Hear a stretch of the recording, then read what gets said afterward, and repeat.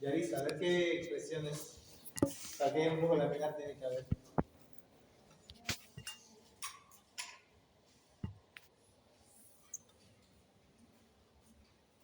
A ver, Jeremy. Para que haya un flujo laminar, presión hidrostática y presión oncótica. Porque la presión oncótica va a tender a ser centrípeta. La presión hidrostática va a tender a ser centrífuga. Eso concepto de entenderlo porque le va a ayudar cuando vayan a estudiar. Si centrífuga es del centro para la periferia. Centrífuga es del centro para la periferia. Y centrípeta es de la periferia. Entonces, fíjense que un soplo pasa cuando se altera el flujo laminar, hay un desequilibrio de las fuerzas de Starling. Lo que va a pasar es que aumente la presión hidrostática y disminuye lo que es la presión coloide-osmótica. Entonces ahí es donde ocurre un soplo. El soplo puede ocurrir en cualquier arteria que ustedes se imaginen. Ya. Entonces, este es un hallazgo muy importante. El objetivo de esta clase y de la siguiente clase es que ustedes sepan identificar los soplos, porque en la práctica van a identificar los soplos, primer, segundo ruido, tercer ruido, cuarto ruido, y ahora van a notar cuál es la diferencia entre desdoblamiento del primer ruido, del segundo ruido con galope. ¿No es cierto? A ver, ¿quién sabe el concepto de galope? A ver acá. ¿Alguien ha estudiado ya? ¿Galope? Galope. Galope, ¿quién sabe el concepto de galope? Por 1 punto, 2 puntos, 3 puntos, 5 puntos. No da examen. Queda eximido de lo que es la. No. Eximido de la práctica de examen. Que me diga que es galope. Galope, presencia del tercer ruido en una frecuencia cardíaca mayor a 5.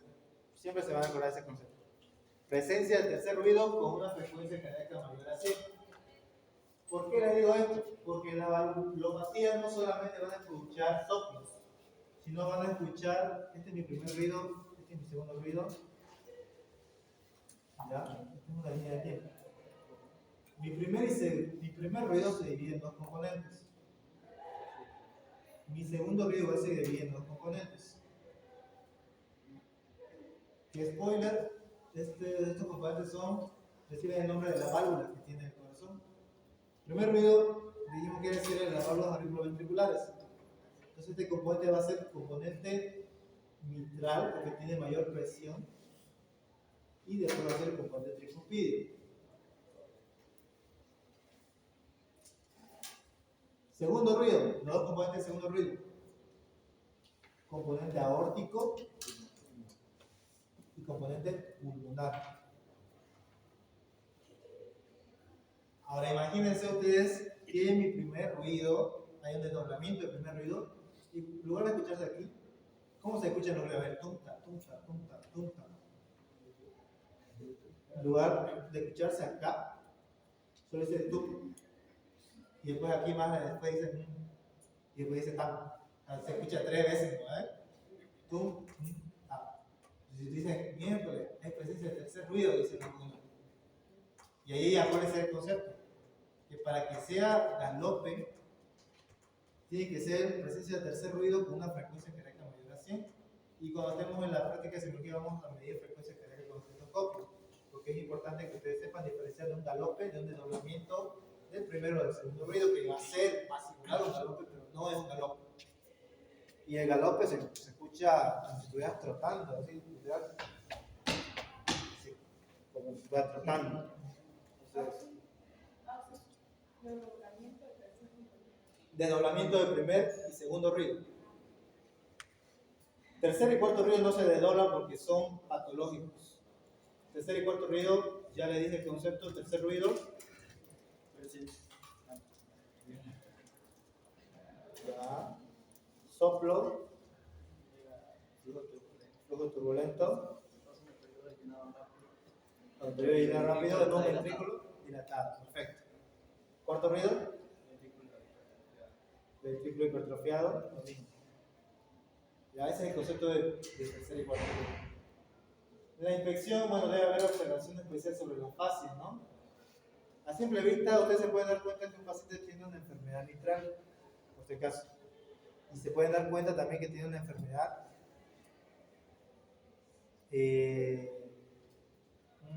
cianótica, que le genere lo que es la fase cianótica, porque va a ser el componente que transporta el oxígeno por la sangre. ¿Cómo se llama? Lo que transporta el oxígeno por la sangre. Ajá, la oximoglobina. Perfecto. Ahora imagínense que la oximoglobina necesita llegar a todo el cuerpo. Hay una insuficiencia cardíaca sistólica, aumento de la poscarga, disminución de la contractibilidad.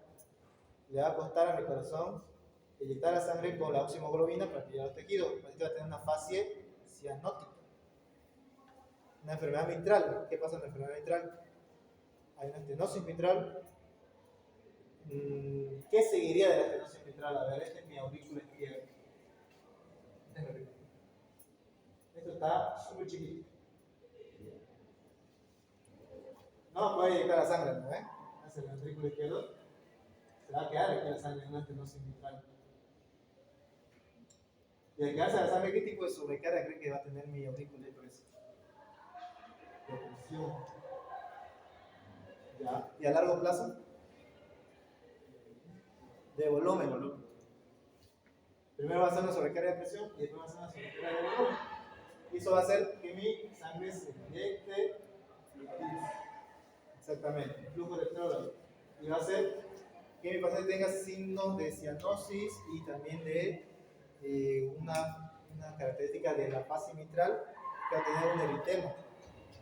Esto va a ser porque se van a dilatar lo que van a ser los vasos sanguíneos de los cachetes para tratar de compensar esa disminución de la oxigenación tisular. Entonces, eso.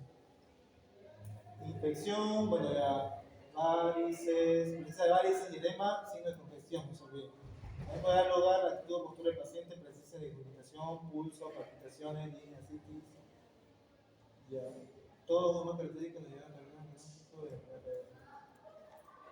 en insuficiencia cardíaca izquierda existe la ortopnea. La neuropatía tricumpilla, no existe la ortopnea, puede haber ascitis, que ya lo saben, pericarditis con derrame. Esta es importante. Pericarditis con derrame, la explicación de la posición momentánea. Mi corazón, aquí está el pericardio, ¿no? Digamos que esto es más chiquito, pero digamos que aquí está lleno de sangre. Aquí está lleno de sangre. ¿Se acuerdan cuál es la triada de Beck del afonamiento cardíaco? ¿Alguien? Triada de Beck. Ingurgitación yugular, disminución de ruidos hipofonéticos y disminución de la presión arterial. En un taponamiento cardíaco, imagínense que el paciente tuvo un traumatismo, vino un carro así, full velocidad, 130 km por hora, le chocó a mi paciente, se cayó mi paciente y, bueno, aparte de que se murió, se llenó de sangre, lo que va a hacer el espacio entre el pericardio y el miocardio. Ese espacio del pericardio visceral y parietal se llena de líquido, se llena de sangre. Si no se llena de sangre, en una endocarditis infecciosa se puede llenar de pus. Si no se llena de pus, se puede llenar de aire en un traumatismo con elemento pulsocortante. Entonces, pueden ser múltiples mecanismos para que se genere un taponamiento cardíaco. Y un taponamiento cardíaco, imagínense que el corazón tuviera restringido sus capacidades de poder distenderse. O sea, no va a haber una distensión del corazón porque tal lo que son las fuerzas de los líquidos y los aires comprimiendo estas cavidades. Y lo que va a hacer a esto es que disminuyan los ruidos hipofonéticos, obviamente. Va a inyectar menos sangre, va a disminuir la presión arterial y va a haber ingurgitación yugular a largo plazo. Esa es la explicación de la triada de Beck. Y en este caso, para que haya la posición mahometana, cuando mi paciente tiene esto, necesita mi paciente un espacio para que mis ventrículos se llenen de sangre. Necesita un espacio. ¿Ya? Necesita un espacio para que el ventrículo se llene de sangre. Y al hacer esa posición maometana hace que todo este líquido se suba por gravedad hacia las aurículas. Que las aurículas tienen una contracción de 25%, ¿no? De llenado ventricular. Entonces eso hace que mi aurícula le cueste expandirse, le cueste inyectar la sangre, pero no es predominante para que el paciente tenga un síntoma de disnea. Porque para que sea lo que es el síntoma de disnea necesitamos que esté ocupado más este lado de acá, el ventrículo. Y entonces por presión ustedes imagínense que el paciente va a estar así, todo se le va a ir para arriba para lo que son las aurículas.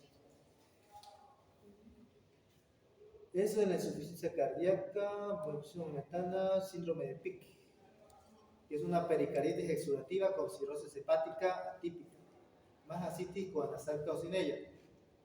Entonces es una anasarca generalizada, pacientes con cirrosis hepáticas, que es generalmente, aparte de tener eso, tiene ictericia hepática, que va a estar un aumento de transaminasa, tipo de fibrinógeno, va a tener un aumento de la protrombina, pues un aumento de lo que va a ser factor intrínseco. Todo esto va a hacer que va a manifestarse en el síndrome de Pick. La valvulopatía tricúspide, bueno, aquí vemos algunos signos de congestión, ¿no? A ver, en una insuficiencia cardíaca, por decirlo así, bueno, lo que pasa en la insuficiencia cardíaca es que cuando es la insuficiencia cardíaca de predominio agudo, cuando es agudo, no es por causa del ventrículo izquierdo. Cuando la insuficiencia cardíaca es aguda, generalmente el problema está en el pulmón. ¿Por qué? Para que un ventrículo derecho tenga una alteración morfológica, a primera instancia sí necesita un espacio, ¿no? Para poder contraerse, necesita un espacio. Pero imagínense que hay una hipertensión pulmonar, aquí esté más entenosado la válvula pulmonar, va a hacer que aumente la presión, y lo mismo que pasaba en el ventrículo izquierdo, va a haber una sobrecarga de presión primero y después va a haber una sobrecarga de volumen. Y cuando haya esa sobrecarga de volumen, o sea que esto va a estar más dilatado, va a hacer que el espacio entre las válvulas, si era así chiquito de la válvula tricúspide, se haga más grande. Mi válvula tricúspide va a aumentar su espesor, va a aumentar su diámetro. ¿Por qué? Porque ya hay una dilatación del ventrículo derecho. Y entonces todos los problemas que vayan ustedes ver de pulmón me puede causar una enfermedad pulmonar, como una enfermedad pulmonar obstructiva crónica, un asma, una bronquitis crónica, me va a causar un problema agudo del ventrículo derecho. Mientras que un problema crónico del ventrículo derecho ya sería la insuficiencia cardíaca izquierda. ¿Hasta ahí me entendieron esa parte? O sea, crónicamente, sí, la insuficiencia va a ser en ambos lados, pero va a ser en el ventrículo izquierdo, y va a hacer que necesite el sangre hasta acá. Pero una insuficiencia cardíaca aguda, generalmente la del ventrículo derecho, generalmente lo que va a hacer el problema va a ser pulmonar. El problema va a ser pulmonar. Una fibrosis puede ser, porque el problema va a ser pulmonar. Y saben la explicación de por qué no existe la línea de cúbito ni tampoco un edema agudo del pulmón en una valvulopatía tricúspide, porque lo que pasa es que se abren lo que son las válvulas tricúspides y lo que hace es que lo que tenía que inyectarse anteriormente se inyecte retrógradamente. Pericarditis con derrame, la posición mametana para distribuir la sangre, ¿no? De que a los ventrículos, a las aurículas que vaya, y bueno, eso es lo que ya vimos. Síndrome de Pick. La congestión hepática me va a causar lo que es el típico, se dice abdomen con cabeza de medusa, ¿no? Sí.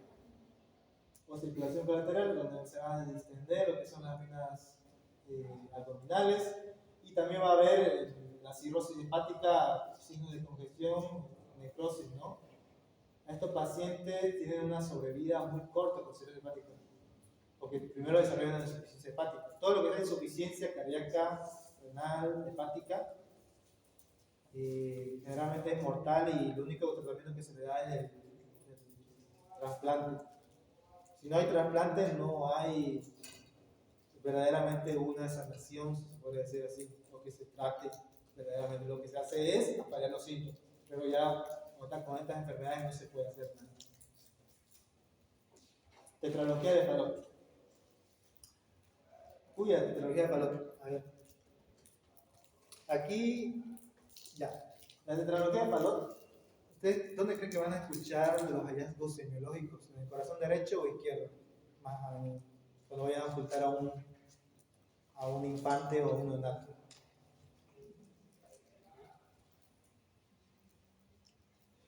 Izquierdo o derecho van a encontrar los ojos. Derecho. Derecho, sí. Sí o sí. Les he dicho que cuando es congénito, siempre se va a escuchar en el lado derecho. Cuando es adquirido, se va a escuchar siempre en el lado izquierdo. Y en la tetralogía de Fallot, que es congénito, nos habla de que hay una hipertensión pulmonar, una hipertrofia del ventrículo derecho, un cabalgamiento de la aórtica y, ¿qué más? Comunicación interventricular. Ahora, cuando yo les hablo de pentalogía de Fallot, ¿a qué me refiero? Sí, a 5. Aquí se agrega, aparte de la comunicación interventricular, comunicación interauricular, esa es la pentalogía de Fallot. Ahora, cuando yo les hablo de trilogía de Fallot,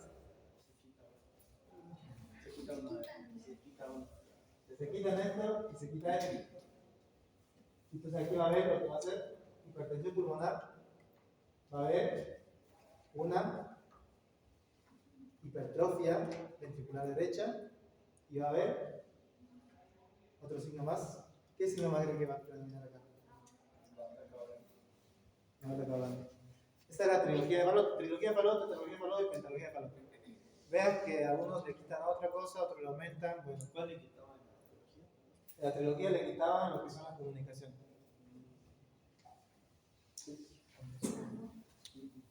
Bueno, entonces, más son importantes la pentalogía y la tetralogía, porque son más preguntadas. ¿Ya? Cuando les pregunten con comunicación auricular, ahí piensen una pentalogía, ¿ya? Siempre viene con comunicación interauricular. Bueno, entonces es el efecto cardíaco más congénito más común, hay una mayor prevalencia, el enfermo adopta una posición acurrucada, algunos han dormido, ¿no? Así como esta persona acá, se ponen una almohada así una vez, como si le estuvieran abrazando, como si le estuvieran haciendo amor.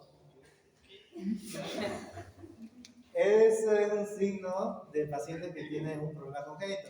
Generalmente se da más en infantes, van a ver ustedes que van a ver más en pediatría, pacientes que duermen así en el área de cáncer. Hipertensión pulmonar. Y la hipertensión pulmonar tiene una clasificación extensa. Bueno, que ahorita vamos a ver, yo tengo 8 minutos más y nos tiramos. La prevalencia es del 1%, que parece poquito, pero no les engañen. 1% de todas las enfermedades mundiales. O sea que sí hay una prevalencia elevada. Y nosotros hablamos de una hipertensión pulmonar con un aumento de ¿cuánto de milímetros de mercurio cree que tiene la arteria pulmonar? Más de 8 milímetros de mercurio. Ya. De 8 a 12. Es de 8 a 12. Igual que cuando nosotros hablamos de lo que va a ser lo de la aorta, ¿no? Las presiones de la aorta van a ser de 80 y 120 cuando ya aparece el periodo de sístole ventricular. Pero ya lo que hablamos de lo que es aquí en pulmón, hipertensión pulmonar, tiene que superar generalmente los 12 milímetros de mercurio. Cuando supere los 12 milímetros de mercurio, la presión pulmonar de la arteria pulmonar, ustedes, la media, tiene que superar los 12. De 9 a 12 es lo que puede ser, o sea, hasta 9 a 12 puede estar lo normal, ¿no? Que esté muy abajo lo que sea la presión, sí, va a costarle más a la sangre. Bueno, de hecho va a ser más fácil la sangre, pero va a hacer que tenga un desequilibrio cuando vaya a hacer la contracción o la sístole ventricular derecha. Entonces, ahí lo que vemos es que primero necesitamos lo que es la contracción ventricular efectiva, tiene que hacerse con una presión de 8 a 12. Si no cumple de 8 a 12, muy poco va a inyectar mucha sangre y va a ser insuficiente y no se va a llenar bien de oxígeno lo que le estoy mandando. Que sea muy alto, va a hacer que se congestione. Entonces de 8 a 12 sería lo normal. Cuando vaya aparece mayor de 12 y ahí dice mayor de 20, ya estoy hablando de hipertensión pulmonar y ahí ya tengo que clasificar cuál ha sido la causa. Si la causa ha sido pulmonar o si la causa ha sido estenosis pulmonar o si ha sido por un ateroma o si ha sido por cualquier patología que me ocupe un espacio en el lumen de la arteria pulmonar, que pueden ser también los mixomas auriculares, cuando son muy grandes también pueden obstruir lo que es la arteria pulmonar y pueden generar signos de, en este caso, de tetralogía de Fallot. ¿Por qué signos de tetralogía de Fallot? Porque igual va a tener que ver con la tetralogía de Fallot los mismos síntomas. La hipertensión pulmonar. Síncope, bueno, palpitación, dolor torácico durante el ejercicio. ¿No? Crisis de angina del pecho. Ya, entonces dice que el paciente va a tener una angustia extrema, bueno, va a estar inmóvil, se va a presionar el pecho, va a estar con la frecuencia cardíaca elevada, va a disminuir el tiempo de fin de diástole, va a disminuir la volemia de fin de diástole, el volumen telediastólico disminuye. ¿El volumen telediastólico de cuánto es? ¿El volumen telediastólico? Telediastólico 120. Entre 100 y 120. 120 hasta 160 del volumen, porque en un paciente que tiene una sobrecarga de volumen puede soportar todavía más volumen.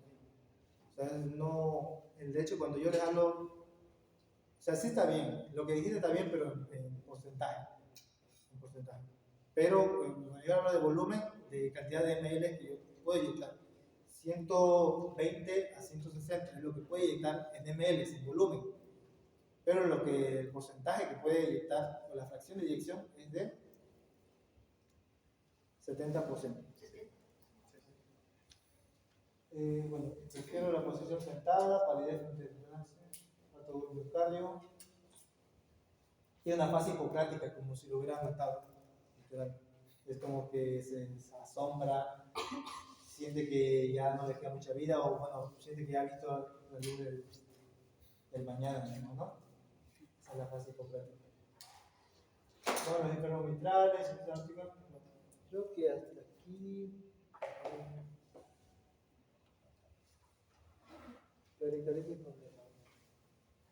Sí, hasta aquí vamos a avanzar. El cuarto libro.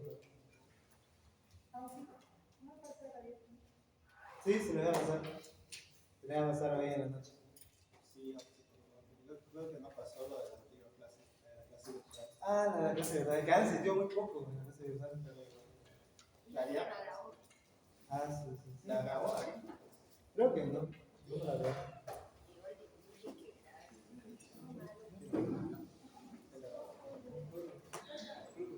Así que, a ver, para la siguiente clase me van a estudiar insuficiencia cardíaca, porque ya no le voy a explicar lo de la fisiología ni la fisiopatología. Le voy a explicar directamente casos y, bueno, ya decía un paciente viene con tal, y ustedes ya tienen que saber qué tipo de sobrecarga debe tener el paciente. Eso lo vamos a hacer en la tercera clase.